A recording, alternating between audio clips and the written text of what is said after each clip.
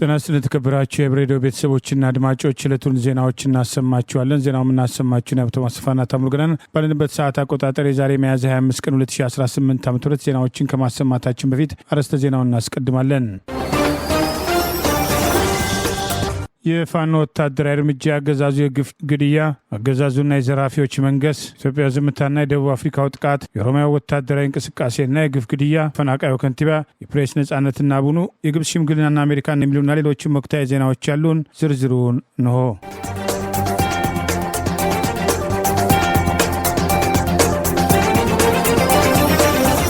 በደብረ ዘቢጥ ያገዛዙ 7 ወታደራዊ አመራሮች በፋኖ ተደመሰሱ። ከ15 በላይ ቆስለዋል። በህዝቡ ላይ ጦር ወንጀል እየፈጸመ ያለው ያገዛዙ ስልጣን አስጠባቂ ኃይል 2 ሰላማዊ ሰዎችን ከነ ህይወታቸው በግፍ መግደሉን የአማራ ፋኖ ብሔራዊ ንቅናቄ አስታወቀ። የአማራ ፋኖ ብሔራዊ ንቅናቄ ወሎ ቤተ አማራ ምኒልክ ዛሬ ሚያዝያ 25 ቀን 2018 የነበሩ ወታደራዊ ውሎችን አስታኮ ባወጣው መረጃ በደብረ ዘቢጥ የአገዛዙ ወንበር አስጠባቂ ሰራዊት 7 አመራሮችን መደምሰሱን ከ15 በላይ ጠላት ኃይል ማቁሰሉን አስታወቀ። ምኒልክ 106ኛ ኮር 22ኛ ክፍለ ጦር አርበኛ ሰለሞን ሻለቃ ዛሬ ሚያዝያ 25 ቀን 2018 7 ያገዛዙ የጦር መኮንኖችን መደምሰሱን ከ15 በላይ በገራገር ከተማ ሰርጎ በመግባት ማቁሰሉን አስታውቋል። በ3 22ኛ ክፍለ ጦር ፋኖች የተሰራው ኦፕሬሽን በታማኝነት እስከ ህይወት ህቅታ ድረስ ታምኖ የዘለቀና አንድ ህይወትን በማይተካ ዋጋ የከፈለ የዘመናችን ህያው ታሪክ በደሙ ጠብታ ጽፎ ያለፈ በአርበኛ ሰማዕታት ስም የጠላት እኩይ እንቅስቃሴና የጥፋት ዓላማ እንዳይሳካ ለማድረግ መቻሉም ተገልጿል። ይህ በእንዲህ እንዳለ አገዛዙ ስልጣን አስጠባቂ ሰራዊት መሳሪያ ደብቃቸዋል በሚል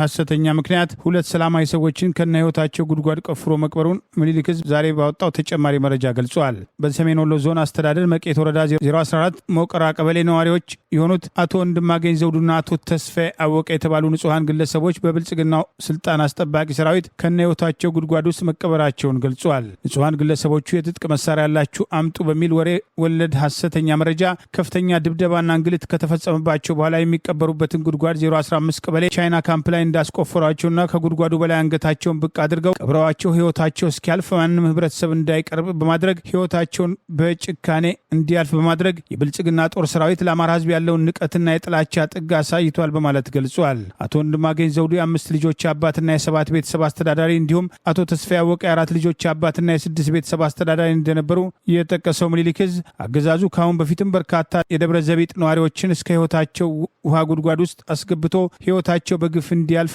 ማድረጉን የቅርብ ጊዜ የግፍ ድርጊታቸው ያስታውሳል ሲል ጠቅሷል። በአማራ ህዝብ ላይ ጥይት ዶፍ እያወረደ ራሱን በሐሰተኛ ምርጫ ማስቀጠል የሚፈልገው አገዛዝ የህዝቡን ተቃውሞ ወደ ጎን በማድረግ ህዝብን በማስገደድ በማዋከብ የምርጫ ካርድ በሁሉም ወታደራዊ ኬላዎች በመኪና ለሚጓዙ መንገደኞች እየሰጠ መሆኑን ምኒልክ ዛሬ ሚያዝያ 25 ቀን 2018 ባወጣው መረጃ ጠቅሷል። ዛሬ በራያ ቆቦ በጮቢ በር ኬላ በደም የጨቀየው ለሰላማዊ ሰዎች ህይወት የማይጨንቀው የብልጽግና አገዛዝ ዓለም አቀፍ ህጎችን ሙሉ ለሙሉ በመጣስ በአማራ ህዝብ ላይ ይፋ ጦርነት አውጆ በምርጫ ስም ራሱን ለማስቀጠል በግዳጅና በማስፈራራት የምርጫ ካርድ በወታደራዊ ኬላዎች ለመንገደኞች እየሰጠ እንደሚገኝ ገልጿል። ግትርና ቆሞ ቆሮ አገዛዝ በታሪክ ታይቶ በማይታወቅ ሁኔታ በቆቦ ከተማና በዙሪያው ያሉ የገጠር ከተሞች ነዋሪዎችን ቤት ለቤት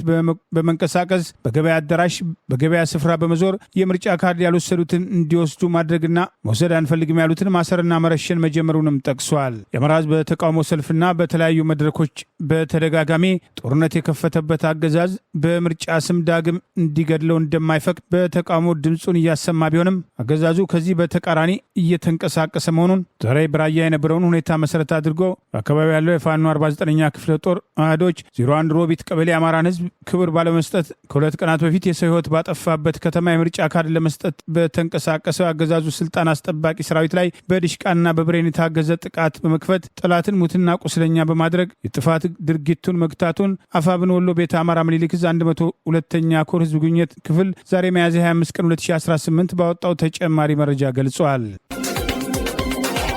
በ2018 በጀት ዓመት 9 ወራት ውስጥ በአገር ኢኮኖሚ ላይ ከፍተኛ ሙስና የፈጸሙ ከፍተኛ ባለስልጣናትና ታዋቂነታቸውን ተጠቅመው ህብረተሰቡን የዘረፉ አርቲስቶችም 78 ቢሊዮን ብር 134 ሚሊዮን ዶላር ወይም በወቅቱ ህጋዊ የባንክ ምንዛሪ ከ98 ቢሊዮን ብር በላይ ጉዳት ማድረሳቸውን ህብረተሰቡ መዝረፋቸውን በኦዲት ምርመራ መረጋገጡን የፌዴራል ፖሊስም አስታወቀ። የኢትዮጵያ ፌዴራላዊ ፖሊስም የ2018 በጀት ዓመት የ9 ወራት እቅድ አፈጻጸም ለህዝብ ተወካዮች ምክር ቤት ህግና ፍትህ ጉዳይ ቋሚ ኮሚቴ በሚያዝያ 21 2018 ዓ.ም ባቀረበበት መድረክ ላይ የወንጀል ምርመራ ኦፕሬሽን መምሪያ ምክትል ኮሚሽነር ሙሊሳ አብዲሳ ወንጀል ነክም የሆኑ ምርመራዎች ላይ የሙስና ምርመራ ወንጀሎች እንዴት እንደሚፈጸሙ ባብራሩበት ወቅት ሙስና በባህሪው እጅግ ውስብስብና ድርጊት ፈጻሚው በረቀቀ መልኩ የሚፈጽመው በመሆኑ ይህንን በማስረጃ ማረጋገጥ በጣም አስቸጋሪ ነው ብለዋል። የሙስና ወንጀል ፈጻሚው ከራስም አርቆ ውጪ አገሮች ድረስ ንብረት የማሸሽና የማከማቸት ስልት ባለቤት በመሆኑ እነዚህን ማውጣት ከባድ በመሆኑ ልዩ ስርዓቱን በመዘርጋት ከሌሎችም ተቋማት ጋር ትብብር ማድረግና የኦዲት ውጤቶችን የሚጠይቅ ስራ እንደሆነ ኃላፊው ገልጸዋል። የኦዲት ስራም ከሌለም ከሙስና የደረሰውን ጉዳት መለካት እንደማይቻል ምንም እንኳን ከዋና ኦዲተር መስሪያ ቤት ጋር ጥሩ ግንኙነት ቢኖርም በሚፈለገው ደረጃ መርምሮ ውጤት ላይ ለመድረስ ከባድ መሆኑን የተናገሩት ኃላፊው በበጀት ዓመቱ 9 ወራት በህዝቡ እይታ ውስጥ ያልነበሩ ያሏቸውን በተለይ ከማዳበሪያ ግዢ ጋር በተገናኘ የግብርና ኮርፖሬሽን፣ የባህል ትራንዚት ባለስልጣናት በማዳበሪያ ግዢ ሙስና እንደዚሁም በኢትዮጵያ ኤሌክትሪክ ኃይል ውስጥ ተፈጽመዋል ያሏቸው መስበራ ላይ ከፍተኛ ምርመራ በማካሄድ ትልልቅ የመንግስት አመራሮችና እውቅናቸውን በመጠቀም ዘረፋ የፈጸሙ አርቲስቶች ላይ ተጠያቂነት ማረጋገጥ መቻሉንም ኃላፊው ገልጸዋል። ሪፖርቱን ያቀረቡት ኮሚሽነር ጀነራል ደመላሽም ገብረ ሚካኤልን በበኩላቸው ፌዴራል ፖሊስ በኮንትሮባንድ ዝውውር መካከል ስራው በ2018 ዓ.ም በበጀት ዓመቱ የመጀመሪያዎቹ 9 ወራት ውስጥ 20.5 ቢሊዮን የሚገመት ሸቀጦችን በቁጥጥር ስር ማዋሉንም ተናግረዋል። ፌዴራል ፖሊስ በአዲስ አበባና በመላው ኢትዮጵያ የሚገኙ 623 ከፍተኛ መሰረተ ልማቶችን የፌዴራል ተቋማት ላይም ጥበቃ እያደረገ መሆኑን የገለጹትም ኮሚሽነሩ የመንገድ ላይ ዝርፊያ በዚህ ዓመት በከፍተኛ ሁኔታ መቀነሱን ገልጸው ያም ሆኖ ሙከራዎች አሁን መቀጠላቸውና ባለፈው ዓመት 251 ተጠርጣሪዎች የተያዙ ሲሆን በ2018 ዓ.ም በ9 ወራት ውስጥ 64 በመንገድ ላይ ዘራፊዎችም ተጠርጥረው ተይዘዋል ብለዋል። በጦር መሳሪያ ዝውውር ከኤርትራ ወደ ኢትዮጵያ ገብቶ በትግራይ በኩል ለታጣቂዎች ሊተላለፍ የነበረ ያሉትን 56000 በላይ ጥይትና ከ241 በላይ መሳሪያዎችን መያዛቸውን ኃላፊው ገልጸዋል። በድንበር ዘለል ወንጀሎች በ9 ወራት በኮንትሮባንድ 330፣ በአደንዛዥ እጽም 59፣ በህገወጥ ሰዎች ዝውውር 59፣ በህገወጥ የገንዘብ ዝውውር 203 ሰዎች በአጠቃላይ 751 ሰዎችም ተጠርጥረው በቁጥጥር ስር መዋላቸውንም ዘገባው ላይ ገልጸዋል። በ9 ወራት ውስጥ በክልል በፌዴራል ፖሊስም ከመጣው የወንጀል ክስ ብዛት ድሬዳዋ 53307፣ ኦሮሚያ 46655፣ አማራ ክልል 11574፣ ደቡብ ኢትዮጵያ 11921፣ ደቡብ ምዕራብ ኢትዮጵያ 10196ን ጨምሮ በአጠቃላይ ከትግራይ ክልል ውጪ በሚገኙ የኢትዮጵያ ክልልና ከተሞች አስተዳደር 157871 የወንጀል ክስ መቅረቡንም ኃላፊው ገልጸዋል። የአማራ ፋኖ ብሔራዊ ንቅናቄ ሸዋ ጠቅላይ ግዛት አሳምነው ህዝብ በተለያዩ አካባቢዎች ዛሬም ህዝባዊ ውይይት ማካሄዱን አስታወቀ። ህዝቡ ለሁሉና ትግሉ ቁርጠኝነቱን ገልጿል። የአማራ ፋኖ ብሔራዊ ንቅናቄ አፋብን ሸዋ ጠቅላይ ግዛት አሳምነው ዛሬ ሚያዝያ 25 ቀን 2018 ዓ.ም በተለያዩ ግንባሮች ከህዝቡና ከወጣቶች ጋር ህዝባዊ መድረኮች ማካሄዱን በተደራጀ የፖለቲካ ስራ የአማራ ህዝብ ብሔራዊ ንቃት ይዳብራል፣ ህሉናውም ይረጋገጣል በሚል መሪ ቃል ከንቅናቄ የወረደውን መመሪያ መሰረት አድርጎ ተሳካ ውይይት ማካሄዱን አስታውቋል። ዛሬ ሚያዝያ 25 ቀን 2018 በሸዋ ጠቅላይ ግዛት በተጉለትና ቡልጋ አውራጃ በሞጃና ወይራ ወረዳ በሳሲት ክላስተር ታላቅ ህዝባዊ መድረክ የተካሄደ ሲሆን በዚህ መድረክ ላይ የእዙ ከፍተኛ የፖለቲካ አመራሮች፣ የህግና የፍትህ አመራሮች፣ በእዙ አጼ አምደ ጽዮን ኮር ስር ያሉ የ3 ክፍለ ጦር አመራሮች፣ የራምቦ ክፍለ ጦር፣ የ77 ክፍለ ጦር፣ የንዑስ ሳህለ ስላሴ ክፍለ ጦር እንዲሁም የሳሲት ክላስተር አመራሮች፣ የሳሲትና አካባቢው እንዲሁም ከሁሉም ቀበሌ የተውጣጡ አመራሮች፣ የሃይማኖት አባቶች፣ የአገር ሽማግሌዎችና ከሁሉም ቀበሌ የተውጣጡ የማህበረሰብ ክፍሎች በተገኙበት የአማራ ፋኖ ብሔራዊ ንቅናቄ ያወጣውን መመሪያ መሰረት አድርጎ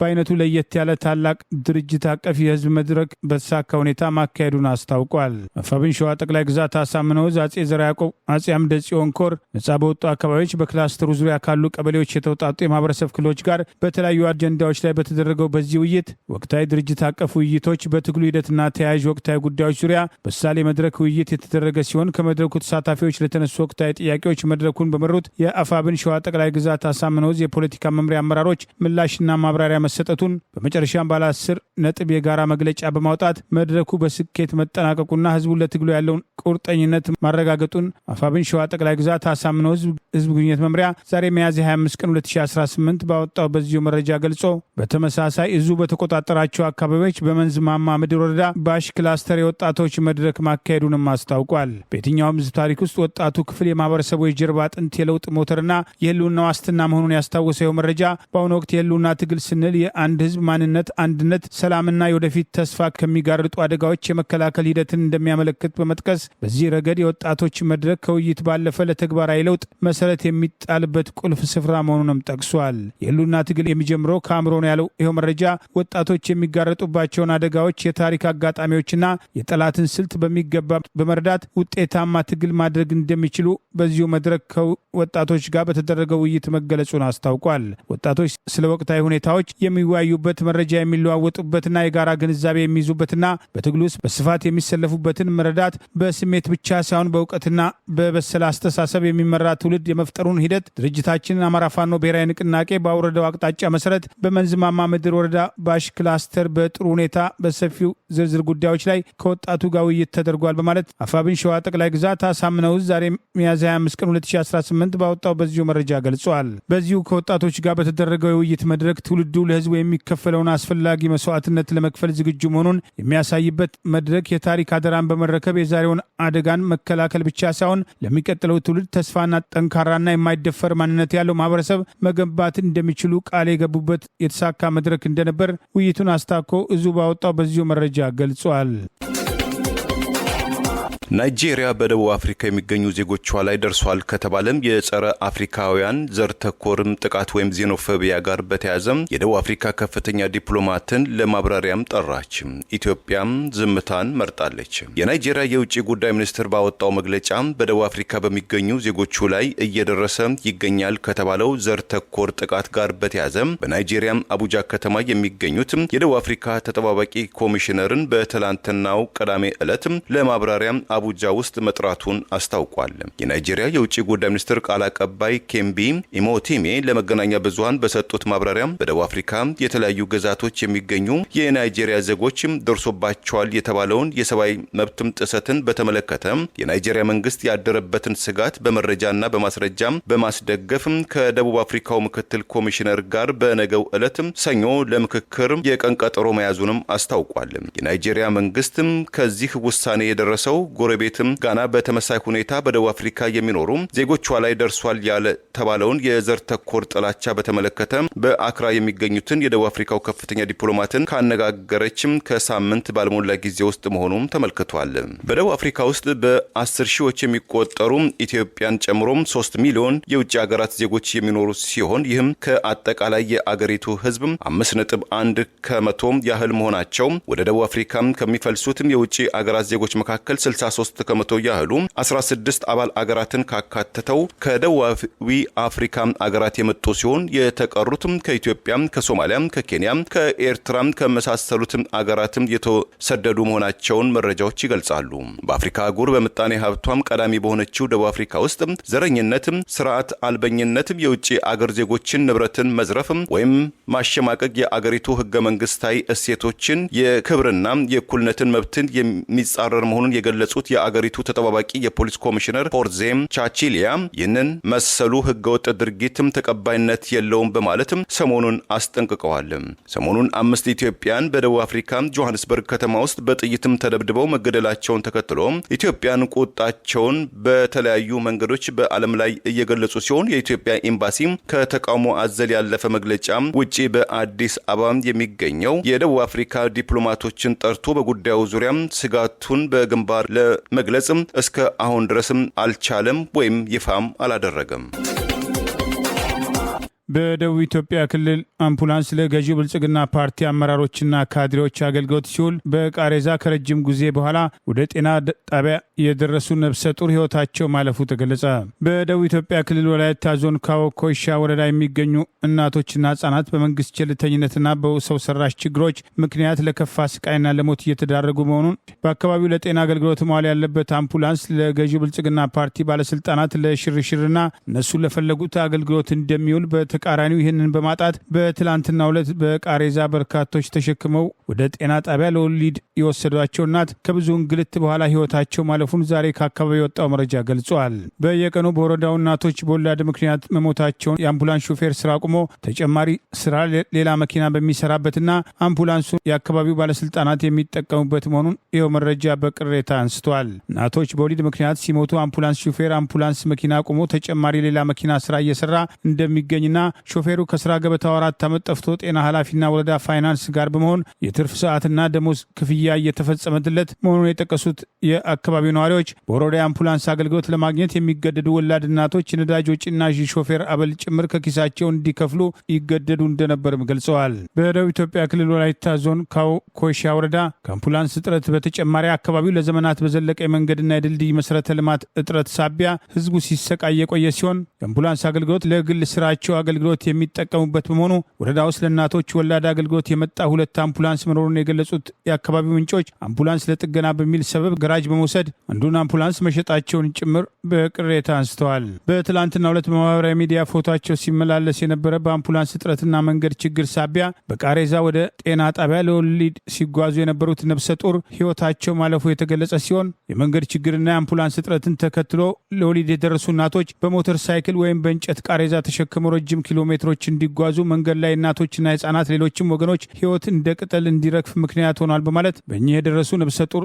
ህይወት ማለፍ የአካባቢውን ጉዳይ የሚከታተሉ የተሰማቸውን ቅሬታና ሀዘን በማህበራዊ ሚዲያ መግለጽ ጀምረዋል። የወላድ እናቶችን አስከሬን በቃሬዛ የህፃናትን አስከሬን በካርቶን ይዘን የምንመላለስበት ጊዜ መቼ ያበቃል በማለት የካው ኮሻ ህዝብ ጥያቄ መሆኑን አንስተው አሁንም ከክልል እስከ ፌዴራል ያሉ የሚመለከታቸው አካላት አፋጣኝ ምላሽ ሊሰጡን ይገባል በማለት ቅሬታቸውን አቅርበዋል። ይህ በእንዲህ እንዳለ በዛው በደቡብ ኢትዮጵያ ክልል በጎፋ ዞን የእርዳታ ገንዘብ ምዝበራ ጥርጣሬ ባለበት በአሁኑ ወቅት አምቡላንስ ለሽያጭ መቅረቡን ተከትሎ ህዝቡ ቁጣውን እየገለጸ መሆኑ ታውቋል። በክልሉ በጎፋ ዞን ባለፈው ዓመት ለደረሰ የመሬት መንሸራተት አደጋ ለተጎጂዎች የተሰበሰበ ወደ 1 ቢሊዮን ብር የሚጠጋ ገንዘብ የገዢው ብልጽግና ፓርቲ አመራሮችና የአካባቢ የጸጥታ ኃላፊዎች በተናበበና በተቀናጀ መንገድ ከዘረፉ በኋላ ዛሬም ድረስ አንድም ሰው ተጠያቂ እንደሌለ የሚጠቅሱ መረጃዎች በገዜ ጎፋ ወረዳ አንድ አምቡላንስ ለህብረተሰቡ አገልግሎት መስጠት ሲገባው ለጨረታ ሽያጭ ማቅረባቸው ህዝቡ ቁጣውን ለመግለጽ ምክንያት መሆኑም ተጠቅሷል። የገዜ ጎፋ ወረዳ ነዋሪዎች ለአምቡላንስ ሽያጭ የወጣውን የጨረታ ማስታወቂያ በመቃወም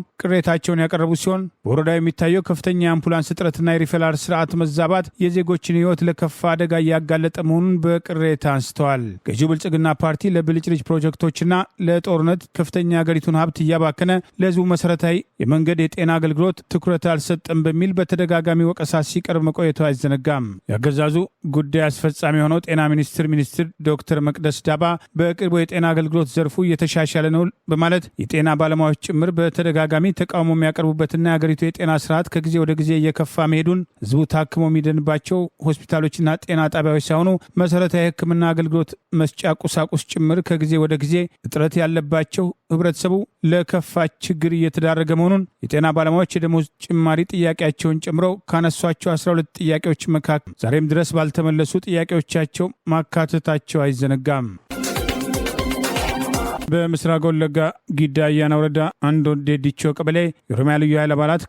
ከሻሾበር ከተማ የአማራ ብሔር ተወላጆች ላይ ያነጣጠረ ዝርፊያ ፈጽመው ለማምለጥ የሞከሩ ቢሆንም ፋኖ በሰነዝረው ድንገተኛ ጥቃት የዘረፏቸውን ፍየሎች ጥለው መፈርጠጣቸው ተገለጸ። በኪረም ወረዳ ባጊን ቀበሌ ላይ አገዛዙ በመድፍ የታገዘ ጥቃት እየፈጸመ መሆኑም ታውቋል። በኦሮሚያ ክልል ምስራቅ ወለጋ ዞን ጊዳ አያና ወረዳ አንድ ዴዲቾ ቀበሌ የኦሮሚያ ልዩ ኃይሎች ከሻሾበር ከተማ በቅርብ ርቀት 6 ፍየሎችን ከማህበረሰቡ ቀምተው ወደ ከተማ ይዘው ሲንቀሳቀሱ የአማራ ፋኖ ብሔራዊ ንቅናቄ ቢዛሞዝ አህዶች መካከል የሰነዘሩትን ጥቃት ተከትሎ ዘራፊዎቹ እግሬ አውጭኝ በማለት ሻሾበር ከተማ መከላከያ ካምፕ መግባታቸው የተገለጸ ሲሆን ፋኖ የተዘረፉትን ፍየሎች ለባለቤት መመለሱን የሚጠቅሱ መረጃዎች ወጥተዋል። በተከታታይ ኦሮሚያ ልዩ ኃይል ገዳ ኮማንዶ፣ ኮሬ ነገኛና ጋሰና ሲርና የተባሉ የተለያዩ አደረጃጀቶችን በመጠቀም ያገዛዙ ኃይል በአማራ ብሔር ተወላጆች ላይ በአካባቢው ያነጣጠረ አሰሳና አፈና ዛሬ ማካሄዱን የቀጠለ መሆኑን የሚጠቅሱ ተጨማሪ መረጃዎች ወጡ ሲሆን በዚያው ምስራቅ ወለጋ ቤት ደንጎሮና ጊዳ አያና ወረዳዎች መጠነ ሰፊ ጥቃት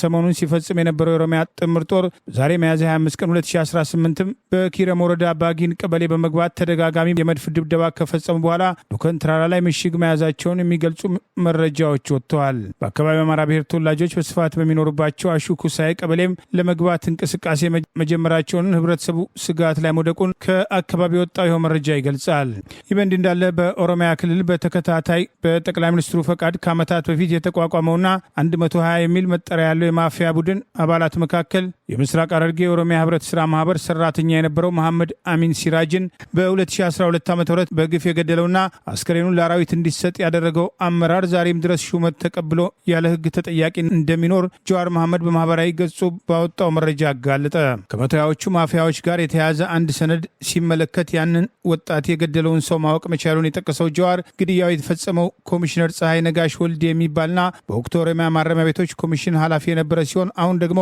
የኦሮሚያ መስተዳድርና ጸጥታ ቢሮ ምክትል ኃላፊ መሆኑን ገልጿል። ይህ ግለሰብ መሐመድ አሚን ሲራጅ የተባለውን የምስራቅ ሐረርጌ ኦሮሚያ ህብረት ስራ ማህበር ሰራተኛ የነበረውን በግንቦት ወር 2012 ዓ.ም ገድሎ ለአራዊት የሰጠ ሲሆን ግድያውን የፈጸመው አቶ መሐመድ አሚን በቢሮቸው ውስጥ የሚፈጸመውና ኮሚሽነር ፀሐይና ግብረ አበሮቹ ያሉበትን የዘረፋ ወንጀል ለከፍተኛ ባለስልጣናት አጋልጧል በሚል ምክንያት መሆኑን ጠቅሷል። የሚያሳዝነው ከኦሮሚያ ፖሊስ ከፌዴራል ፖሊስና ከብሔራዊ መረጃና ደህንነት አገልግሎት የተውጣጣ ቡድን ምርመራ አድርጎ ግድያው በማንና እንዴት እንደተፈጸመ ጭምር ደርሶበት እንደነበር ያስታወሰው ጀዋር በአሁኑ ወቅት የኦሮሚያ መስተዳድርና ጸጥታ ቢሮ ምክትል ኃላፊ ኮሚሽነር ፀሐይ ነጋሽ ወልዴ ቢሆንም ዛሬም ድረስ በህግ አለመጠየቃቸውን በኮሚሽነር ፀሐይ ነጋሽ ላይ ክስ እንዲመሰረት ለኦሮሚያ አቃቢ ህግ ቢሮ ጥያቄ ቀርቦ የነበረ ቢሆንም ይህንኑ ሪፖርት ለኦሮሚያ ፕሬዚዳንት ጽህፈት ቤትና ለጠቅላይ ሚኒስትር ጽህፈት ቤት አስገብተው እንደነበር፣ ነገር ግን ኮሚሽነር ፀሐይ ነጋሽ ለህግ መቅረብ ይቅርና ከስልጣኑ እንኳን አልተነሳም፣ አሁንም በስልጣን ላይ ይገኛል። እርሱ ከ120ዎቹ የማፊያ ባለስልጣናት መካከል አንዱ ነው። መሐመድ አሚን ሲራጅ የምዕራብ ሐረርጌ ዞን የሀብሮ ወረዳ የገለምሶ ከተማ ተወላጅ ነበር። ፈጣሪ እዝነቱን ያደርግለት ሐቁንም ያውጣለት በማለት ጀዋር መሐመድ በተከታታይ በኦሮሚያ ክልል ካምቦ ጀምሮ በተለያዩ ዞኖች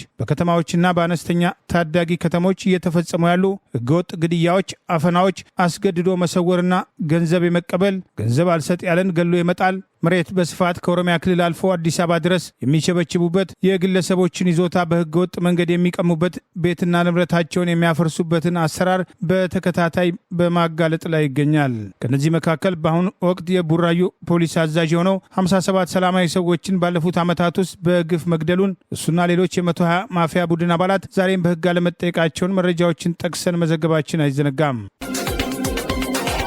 በኢትዮጵያ የኪነ ጥበብ ዘርፍም በተለይ በትወናና በኮሜዲ ስራዎቹ በብዙሃን ዘንድም ተወዳጅነትም አትርፎ የነበረው የአርቲስት ነጻነት ወርቅነህ መታሰቢያ ሐውልት በዛሬው ዕለትም ተመረቀ። አርቲስት ነጻነት በህይወት ዘመኑ በበርካታ ፊልሞች፣ በመድረክም ተውኔቶች እና በራዲዮ ድራማዎች ላይ በነበረው የላቀም ተሳትፎ እንደዚሁም በማስታወቂያ ስራዎቹ የሚታወስ ሲሆን ይህ የመታሰቢያ ሐውልቱም ለኢትዮጵያም የኪነ ጥበብ እድገትም ላበረከተው ከፍተኛ አስተዋጽኦ እውቅና ለመስጠትም የቆመ መሆኑም ተገልጿል። በስነ ስርዓቱ ላይ የቤተሰቦቹ አባላትም የጥበብ ባልደረቦቹና አድናቂዎቹ መገኘታቸውም ታውቋል። አርቲስት ነጻነት ወርቅነህ ባለፈው ጥር 8 2018 ዓ.ም ከዚህ ዓለም በሞት መለየቱ የሚታወስ ሲሆን በትውልዱ ዘንድም ስራዎቹ በደመቀ ሁኔታ እየታወሱ ይገኛል። ተወዳጁ አርቲስት ነጻነት ወርቅነህ እምሩ በሐምሌ 1074 ዓ.ም ከአባቱም ከአቶ ወርቅነህ እምሩና ከእናቱ ከወይዘሮ ምናለሽ ይፍሩም በአዲስ አበባ ከተማ ፖሊስ ሆስፒታል ውስጥ የተወለደ ሲሆን የአንደኛ ደረጃ ትምህርቱን በአስፋው ወሰን፣ የሁለተኛ ደረጃ ትምህርቱን በምስራቅ አጠቃላይ ትምህርት ቤትም አጠናቋል። ፍሬሽማን በተሰኘው ቲያትርና ኤፍቢአይ በሚባሉት ፊልሞቹ ይበልጥም የሚታወቅ ሲሆን የቤተሰብ ጨዋታ በተባለው የቴሌቪዥን ዝግጅት ከፍተኛ አድናቆትም አግኝቷል። በራዲዮ ድራማ ላይ ከነበረው ሰፊም ተሳትፎን ባሻገር በማስታወቂያ ስራዎቹ ላይ ያሰፈረው የተለየ አቀራረብ በአርቲስቱም የሚታወስም ልዩ አሻራ እንደሆነ አድናቂዎቹ ዛሬ ድረስም ይመሰክሩለታል። የኪነ ጥበብም ፈርጥም ይልቁንም የሳቅና የጨዋታም ሊቅ ነጻነት ወርቅነህ ባለትዳርና የሶስት ልጆችም አባት እንደነበረም ቀደም ሲል መዘገባችን ይታወሳል።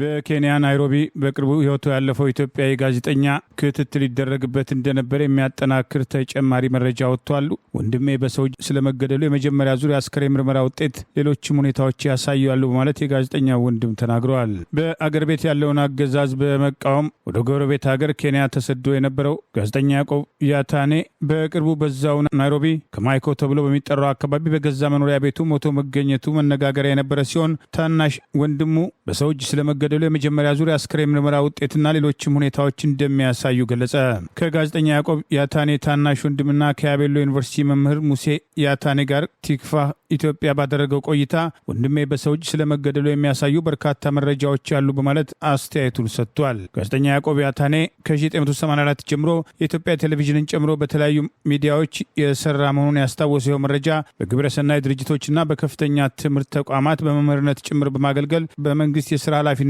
መስራቱን አስታውሷል። በሚጽፋቸው ፖለቲካዊ ትንታኔዎች ለእስር ተዳርጎ የቆየ ሲሆን በመጨረሻም ወደ ኬንያ ለስደት መዳረጉን ያስታወሰው መረጃ ያዕቆብ በጋዜጠኝነት ህይወቱ ያካበተው ሞጋችነት በፖለቲካ ሰዎች ዘንድ ቅቡልነት ማሳጣቱን በስደት ሆኖም ለተለያዩ ሚዲያዎች አርቲክሎችም በመጻፍ ለተጨማሪ ጫና ተዳርጎ እንደነበር አስታውሷል። ኦርቢት ሚዲያ፣ ኢትዮ ኢንሳይደር፣ አዲስ ስታንዳርድ ጋዜጠኛ ያዕቆብ በስደት ላይ ሆኖ አብሯቸው የሰራ ከነበሩ ሚዲያዎች መካከል ሲሆኑ በተደጋጋሚ ዛቻና ማስፈራሪያ የደረሰበት ስለመሆኑና በዚህ ምክንያት ቀድሞ የኖሩበት የነበረውን ሰፈር መቀየሩን ተናግሮ እንደነበር ነግሮ የነበር። ይህን ስራም ትቶ ወደ ሌላ ስራ ጠቅልሎ እንዲገባ ተስማምተን ነበር በማለት ወንድሙ በሰጠው አስተያየት ገልጿል። የወንድሙ ህይወት ካለፈ በኋላ ተደውሎ ቤት ውስጥ ሞቶ ተገኘ እንደተባለ የገለጸው የጋዜጠኛ ያዕቆብ ያታኔ ወንድም እዛ ካሉ አንዳንድ አስተባባሪዎች ጋር ተነጋግረን አስከሬን ምርመራ ተደርጎ ወደ ኢትዮጵያ እንዲላክ ተስማማን። የመጀመሪያ ዙር የአስከሬን ምርመራ ውጤት በሰው እጅ በመርዝ መገደሉን ያሳያል። ከቤቱ ተሰብስበው በተላኩ ልብሶች መካከል በጫማውና በኤሌክትሮኒክስ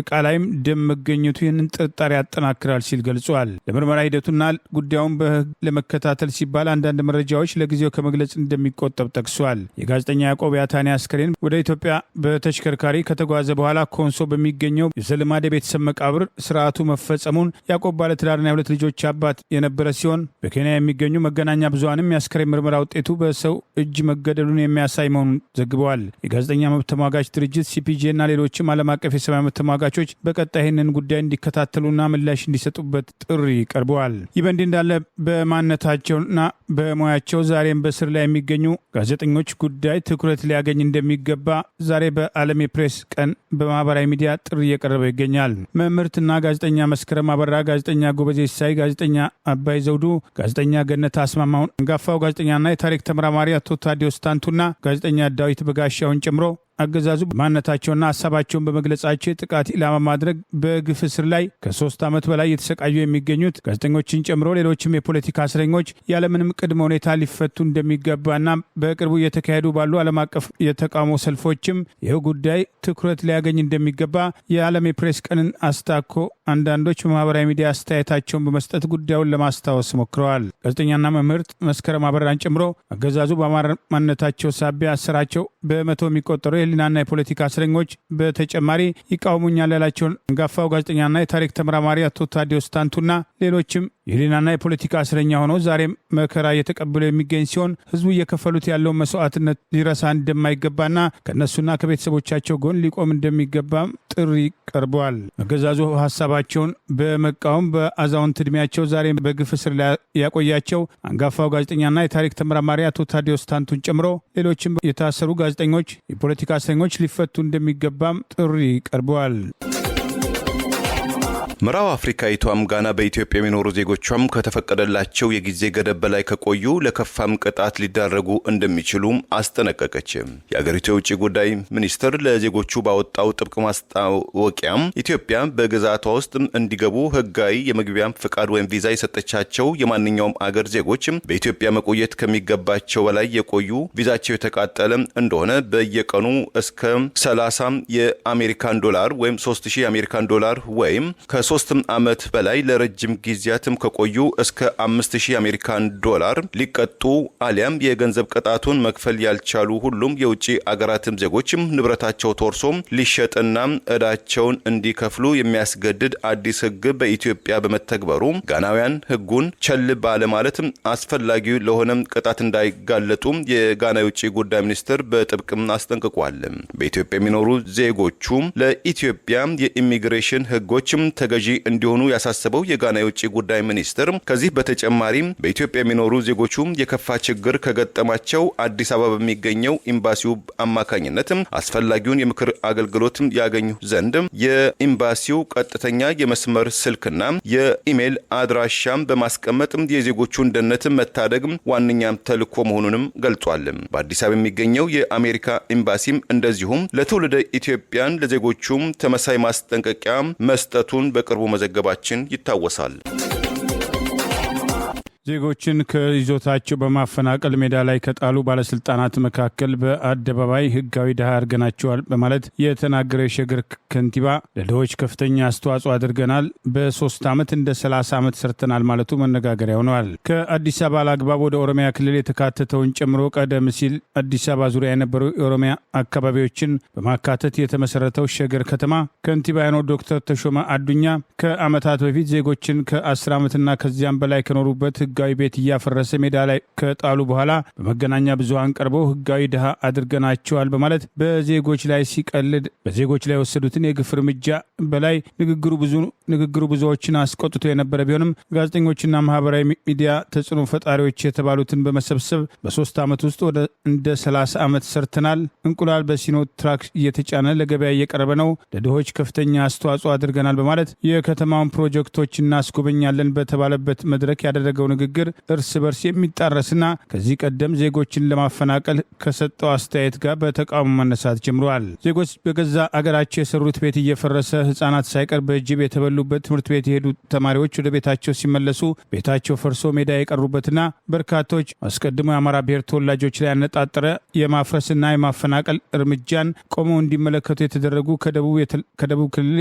ከደቡብ ኢትዮጵያ አካባቢዎች ከተለያዩ ብሔሮች የመጡ ጭምር በኋላ ዕዳውና ተመሳሳይ ጥቃት ሲደርስባቸው እናንተን አይነካችሁም፣ የአማራን ይዞታ ብቻ ነው የምናፈርሰው በማለት አዘናግተውናል በሚል በአደባባይ ቅሬታ እስከ ማቅረብ መድረሳቸውና ይህንን ጉዳት ተከትሎ በመቶ ሺህ የሚቆጠሩ የተፈናቀሉበት ሁኔታ የሚያስታውሱ ወገኖች ከንቲባው ምንም እንዳልተፈጠረ ለድሃ ተቆርቋሪ አድርጎ የሰጠው ገለጻ ያገዛዙ ባለስልጣናት ምን ያህል ለህዝብ ያላቸውን ንቀት ዛሬም በተግባር ያሳያሉ የሚል ቅሬታ አስከትለዋል። ዜጎችን መጤ በማለት ከገዛ አገራቸው ይዞታቸውን እያፈረሱ ባባረሩበት እርምጃ ቁልፍ ሚና የነበረው የሸገር ከተማ ከንቲባ ዶክተር ተሾመ አዱኛ አዲስ አበባን ወደ ኦሮሚያ ክልል ሙሉ ለሙሉ ለመጠቅለል የሚደረገውን ፕሮጀክት ለማስፈጸም እየተንቀሳቀሰ የሚገኘው የጠቅላይ ሚኒስትር አብይ አህመድ አገዛዝ ብቻውን ሮጦ ያሸንፍበታል በተባለው በመጪው ግንቦት 24 ቀን 2018 ይካሄዳል የተባለው 7ኛ ዙር ብሔራዊ ምርጫን ተከትሎ በአዲስ አበባ የገዢው ብልጽግና ፓርቲ እጩ ሆኖ መቅረቡ መነጋገሪያ እንደነበር አይዘነጋም። የሸገር ከተማ ከንቲባ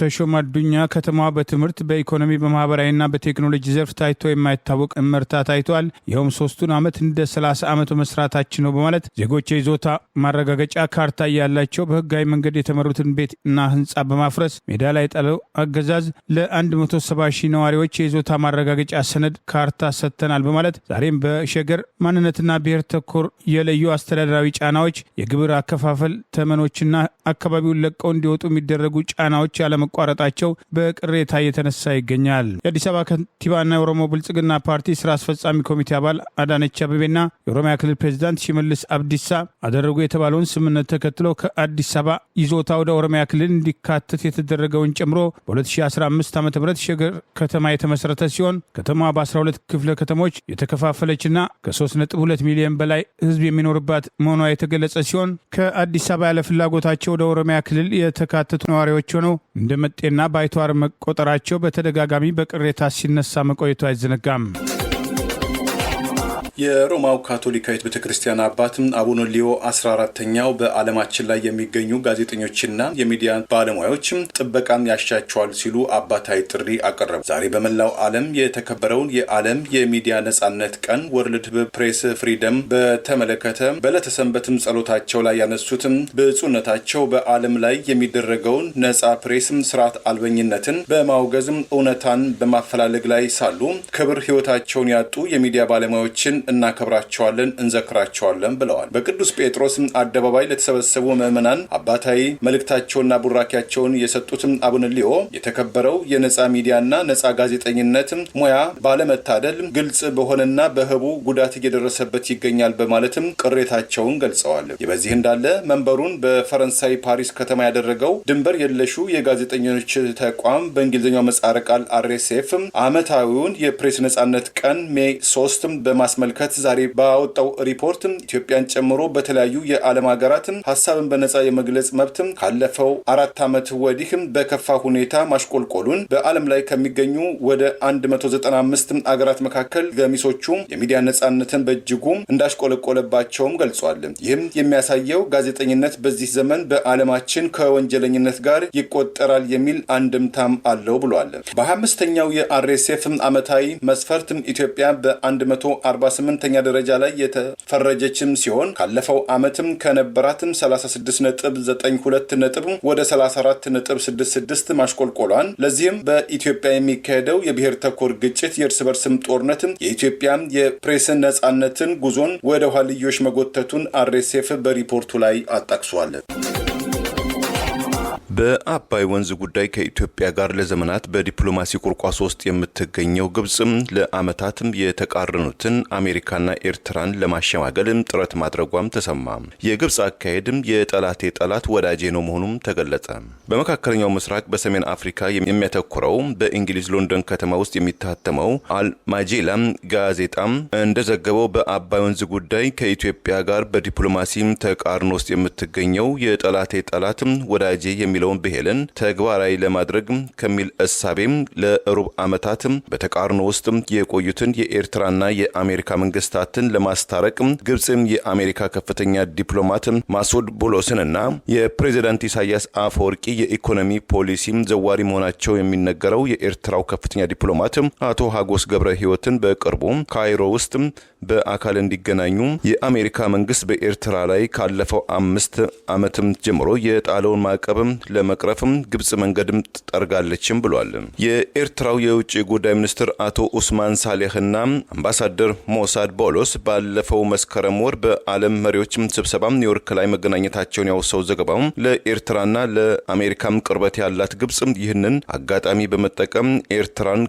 ከመገለልና ከአሜሪካ ማዕቀብ እንደዚሁም በዚህ ወሳኝ ወቅት በቀይ ባህርና በአፍሪካ ቀንድም የበኩሏን እድል እንድታገኝ ግብጽ የደላላነት ሚና ለመጫወትም እየሞከረች ነው ሲል ዘግቧል። ግብጽ ይህንን የሸምጋይነት ሚና የምታከናውነው ከቅዱስነት የመነጨ ዓለሙን የገለጸው ዘገባው በተቃራኒው በሶማሊያ፣ በጅቡቲ፣ በኤርትራ፣ በአፍሪካ ቀንድ የወታደራዊ በላይነት ለመሆን ወይም ጠንካራ ግንኙነት ለመፍጠር የምትሯሯጠው ግብጽ ቀጠና ተመሳሳይ ጥረት እያደረገችም ትገኛለችም ብሏል። በአባይ ወንዝ አዲስ ግድብ ለመገንባት እቅድ እንዳላት የገለጸችው ከኤርትራ ጋር ከሶማሊያ ጋር ለረጅም ዓመታት በተቃርኖ ውስጥ የምትገኘው ያላትን ኢትዮጵያን ለመጫን ካይሮም ፍላጎት አላትም ሲል አልማጂላም ግምቱንም ሰንዝሯል። ግብጽም የአሜሪካን አስተዳደር ልብን ማለዘብ ከቻለች በአሜሪካ በኩል ኤርትራ ላይ የተጣለው ዓለም አቀፋዊ ማዕቀብና ተደራሽነትም ይነሳል፣ የኤርትራ ኢኮኖሚም ይነቃቃል፣ ኤርትራ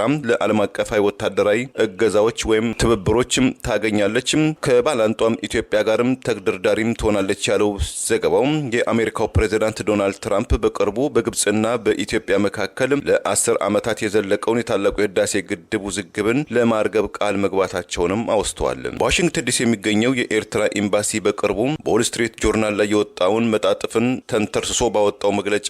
ኤርትራ በቀይ ባህር ላይ በአፍሪካ ቀንድ ውስጥ ቦታ እንዳላት መገለጹ እውቅናው ተገቢ መሆኑን ገልጾም የአሜሪካ አስተዳደር በኤርትራ ላይ በጣለው ማዕቀብና ማግለል የአሜሪካ አስተዳደርም ሆነ ቀጠናው ተጠቃሚ አልሆነም፣ ቢሆንም አሁን ላይ ከአሜሪካ አስተዳደር በኩል ልብ የመግዛትም ዝንባሌ የሚታይ ይመስላል በማለትም ግንኙነቱን አስፈላጊነቱን ገልጿል። ለዛሬ ያሉን ዜናዎች እነዚህ ናቸው። ዜናውን ስታደምጡ ለቆያችሁ የህብር ሬዲዮ ቤተሰቦችና አድማጮች ምስጋናችን ድረሳችሁ። የህብር ሬዲዮ ኦፊሻል ዩቲዩብ ቻናላችንን ሰብስክራይብ ያላደረጋችሁ ሰብስክራይብ በማድረግ በተጨማሪም የደውል ምልክቱን በመጫን የህብር ሬዲዮ ቤተሰብ እንድትቀላቀሉ በአክብሮት እንጋብዛለን። እንደ ወትሮ ሁሉ የህብር ሬዲዮ ቤተሰቦች ፕሮግራሞቻችንን ላይክ በማድረግ ሼር በማድረግ አስተያየቶቻችሁን በመስጠት አብሮነታችሁን እንድትገልጹ በአክብሮት እንጠይቃለን። በድጋሚ እናመሰግናለን። ጤና ይስጥልን። ቸር እንቆይ።